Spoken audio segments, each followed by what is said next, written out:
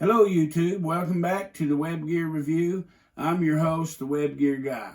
Today I would like to take a look at a HBT jacket from World War II. Now, I know what some of you guys are thinking. They didn't have these name tags and stuff in World War II, and you're absolutely correct. I will address that issue about this shirt at the end of this video. But anyhow, if you like this kind of content, I'm going to ask you to subscribe to the channel if you haven't already. All those that have subscribed, thank you. Hit like and share with anybody you think might be interested in this kind of content. Be sure you hit that little bell, that way you'll get all the latest uploads. But anyway, let's take a look at this shirt.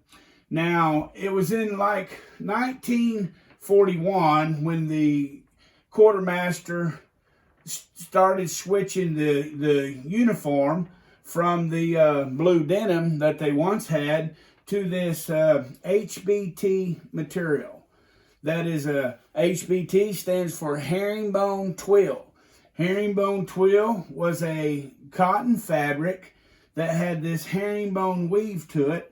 I wish I had a way to get the camera closer to show you the weave of the pattern. But anyway, they began to make the first pattern shirt out of this type of material. So in early 1942, they began to make a simplified version of this uniform. Collectors call this shirt here, with this type of pockets and everything, a second pattern, but the Army called it a simplified two-piece suit. So the correct nomenclature would be simplified two-piece suit. Of course, two-piece meaning the jacket and the pants. But anyway, we're discussing the jacket here. Now, the second pattern jacket was simplified by getting rid of the bi-swing backs, getting rid of this adjustable. There had adjustable waistband right here, and getting rid of the gusseted armpits, and it made the pockets a lot larger. Look here. They had this this pleat out here on the end that the pockets could get bigger. And then another thing that they done with the second pattern is they added 2 inches to the chest up here. Now, they had already made them 8 inches bigger than the size, and now they've added another 2, so that's 10 inches bigger. These were actually designed to wear over the filled jacket. Now, there were actually several different versions of the second pattern jacket. The first version of the second pattern jacket was the only version they put out that did not have the gas flaps in them.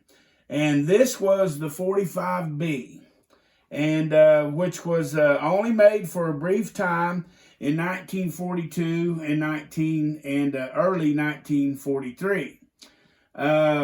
This 45B was just made for a short period of time, and I don't have a 45B to show you, but it's looked exactly like this.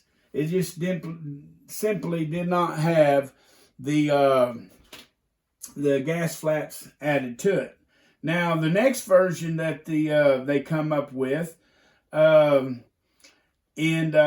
late 1942, most of the first version jackets, the 45Bs, were being modified with gas flaps and on the chest and in the cuffs.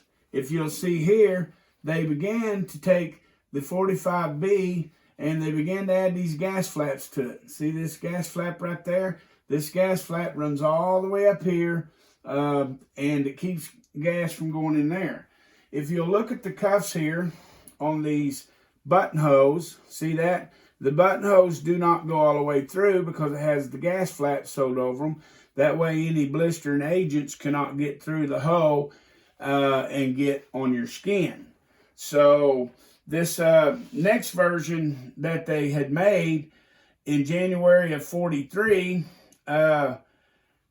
was known as Special. when you'll find special stamped on the tag, starting with the 45C. The 45B did not have these gas flaps.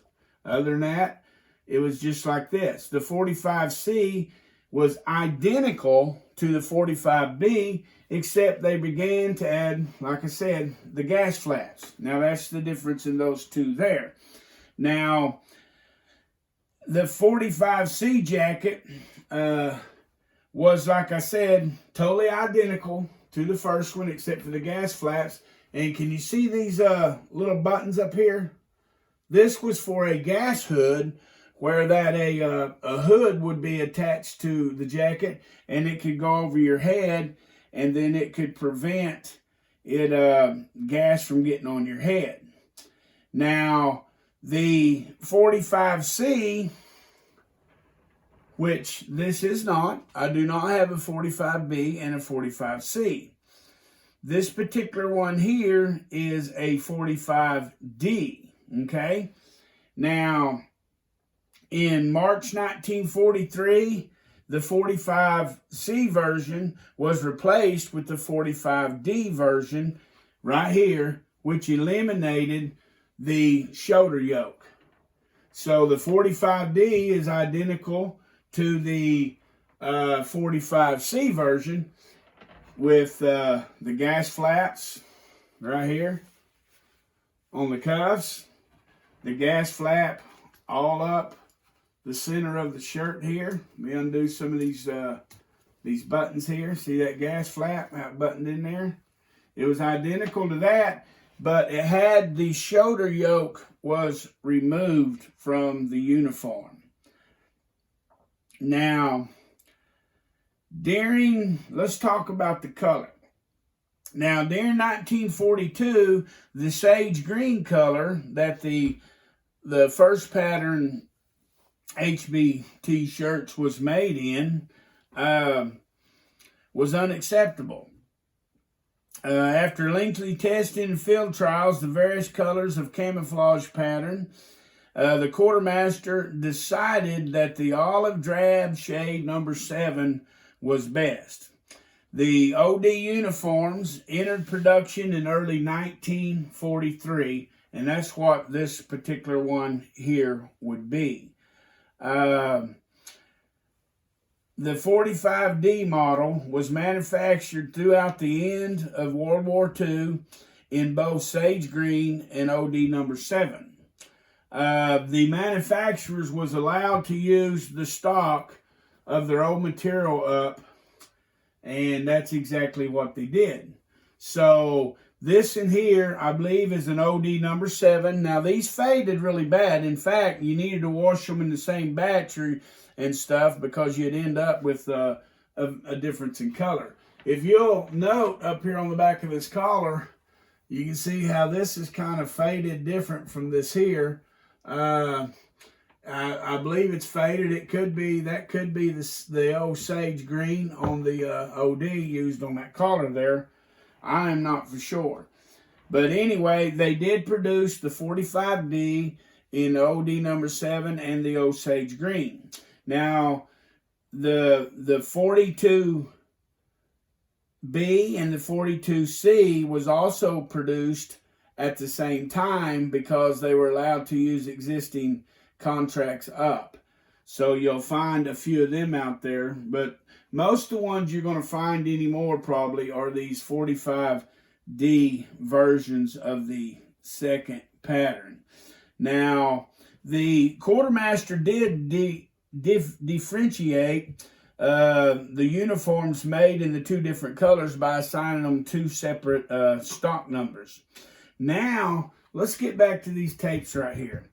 Okay, the distinguishing insignia of the United States Army here was authorized on October the 27th, 1953, and worn above the left pocket on the jacket, as you see right here.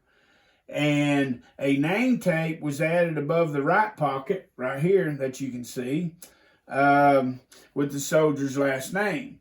Early name tapes were often a branch color, but most were simply made out of this white engineering type tape right there. But anyway, so that tells me, by this having this U.S. Army on it and having this name tag right here, that this shirt right here was still in service with Smith at 1953. Okay, so this is in fact a World War II second pattern or simplified version nomenclature. A 45D is what this shirt is. So let me go over real quick. That was still being used throughout the Korean War and was still used in 1953, because that's when these things here started. And so it was still used at that time. So just for a little quick recap on this shirt right here. The second pattern, the 45B, was a second pattern type herringbone twill jacket with a shoulder yoke and no gas flaps, and was made in sage green herringbone twill fabric. And it was not labeled special. The 45C was the second pattern type herringbone twill jacket, identical to the 45B with a shoulder yoke, but had the gas flaps added to it. The 45C was the first herringbone twill jacket labeled as special, but it was short-lived. Then come the 45D, which I'm showing you right here, which was the second pattern type herringbone twill jacket, identical to the 45C with the gas flaps and all, but was simplified even more by the military removing the shoulder yoke, and it was also labeled special. So thank you for watching the web gear review. I hope you can get some good information out of this. Thanks for watching.